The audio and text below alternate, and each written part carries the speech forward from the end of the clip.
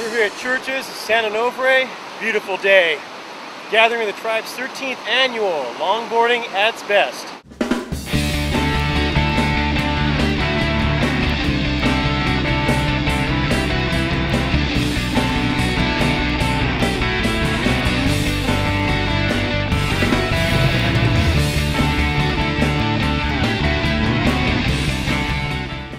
Cheryl MacGregor, victory team rider at Churches at the Gathering of the Tribes. Tell us your victory story, Cheryl.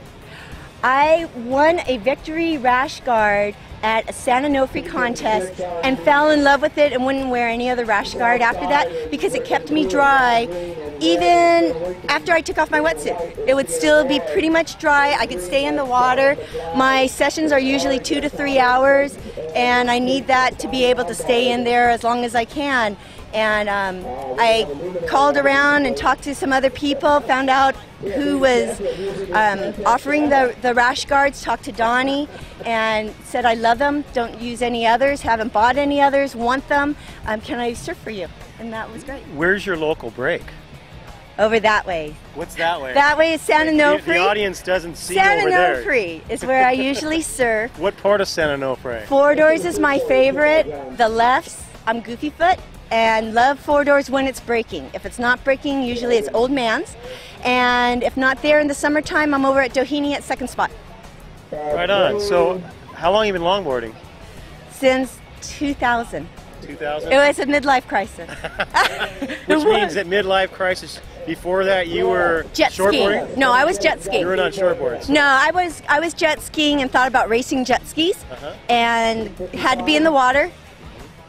Oil and gas and launching came to be too expensive, and a board was cheaper, and you could just go and not have to pay a fee. Where's your hometown, and what were you doing in the jet skiing days? That wasn't out. No, we would do buoy racing over at Canyon Lake, and if we did ocean, and we would jump waves in front of the Sano plant before 9/11, or Oceanside, we would go down there, and then we would flush them out over at Canyon Lake, or we would go to Havasu, to the river, whichever. A little wakeboarding maybe in Havasu? No, I wanted to jet ski. I wanted to ride through the canyons, and I love the water. I'm a fish. I'm a fish. So, what's your biggest inspiration? My biggest inspiration is the blessing of the waves that I think God has given us, and being able to play in the waves, whether it be jet skiing or surfing, and being able to dance in the waves that we've been given. And your biggest victory? Last year was probably Gathering of the Tribes. I got second place here and had my longest nose ride from deep all the way over. And that was my favorite wave. Why don't you give that to us in meters or yards? Oh, let's see. A long wall, way overhead. First set, you're barely making up and over to get over the wave. Then the wave comes, you turn, you go, and you're going, oh, this is like a mountain. This is, can't see up and you can't see down, but you're just going down and you're like, I can get a 10. And you go for the 10 and you go, it's going to connect. It's going to connect all the way through. I can go past the buoy, which you're not supposed to do in this year, but I went all the way to where the shortboarders were, and it was great.